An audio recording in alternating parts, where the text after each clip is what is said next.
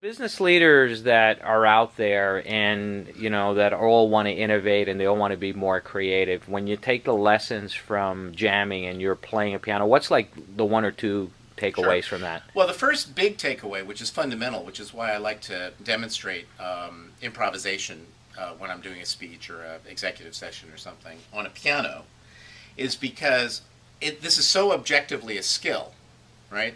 If I pointed at somebody in the audience and I said, "Well, I'd like you to play jazz on the piano now," even if they practiced all night, stayed up all night practicing, they wouldn't be able to do it, Right. right? So it's a capability. It's an example of a capability, something you have to invest in over a period of time, that you have to ingrain, Right. and once you have it, it's hard to lose. You can't take it away, which is different from just learning a formula or a trick. So to me, innovation is that deep capability as well. And the ability to play new notes that sound good takes 10 years of practicing scales and studying jazz harmony and doing all that stuff. The other thing is the importance of finding what the jazz musician calls the sweet spot.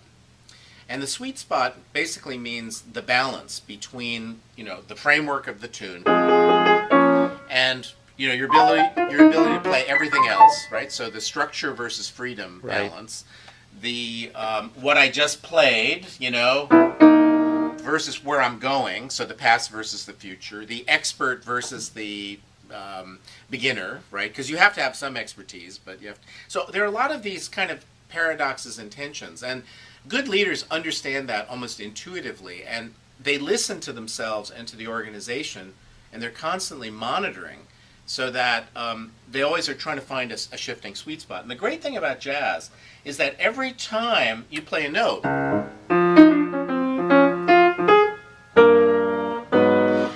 you're making a choice. You're finding that sweet spot. You're balancing those paradoxes, because that note might sound good, or it might sound outside. It might sound too adventuresome, not adventuresome enough, and then you're making adjustments. So it's constant kind of dialogue and conversation and adjustment, which is at the deep improvisation skill. Yeah. Well, we had a great dialogue yesterday. You were at Cisco headquarters, and you spent a good amount of time with our CEO, John Chambers. And there was a dialogue that you two were having that was absolutely fascinating. It was the whole thing that he asked you the question, what's more important, to be innovative slash creative, or to have operational excellence, which in the context of what you're talking about could be structure, right? And I thought, that dialogue back and forth was pretty interesting. And what was your thought on that one? Can you repeat? Well, what I said was that. Hold on, John. Never mind. I'll just let it go. So I think the point is that in a company or in music or in your life, having operational excellence is kind of like the foundation of the Maslow's hierarchy. If you don't have operational excellence, you can't get anything done, no matter how good your ideas are. On the other hand, if all you have is operational excellence, you'll just be stuck in doing things that you already know how to do. So how do you innovate to harness operational excellence to do something new? So for example, I spent, just to make it musical again, I spent probably 15 years studying classical music, right? So,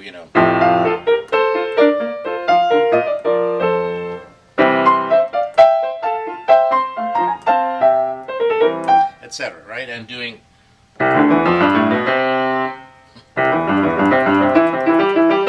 all of that kind of technique stuff, right? That's operational excellence, right? So I know, you want to play an A flat minor seventh, D flat, D major seventh, A minor seventh, D nine, flat nine.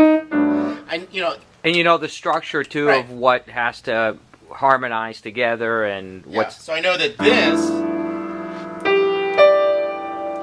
harmonizes well with this.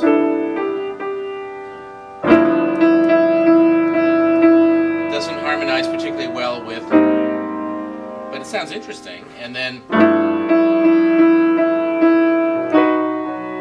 doesn't sound too interesting. So there's all of these kind of understandings about the way music is created that you can then use on the fly. So Right. you don't want to do things that are too obvious either, Right. because if you do, it sounds like elevator music. So you're constantly negotiating with yourself and saying, well, now I want to push this farther. It needs to sound. It doesn't. It sounds more familiar, I want to go somewhere new, or it's too outside, and I want to go somewhere a little bit more conventional. So you need both.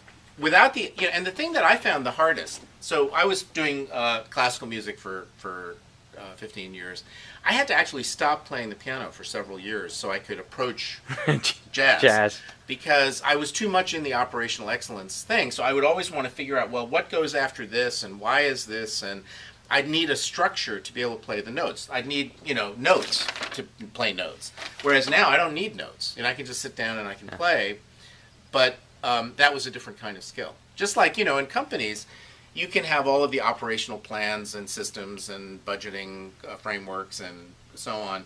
But if you don't have a certain spark of adventuresomeness, the desire for exploration, risk-taking, passion, all those things, you don't have it either. Right?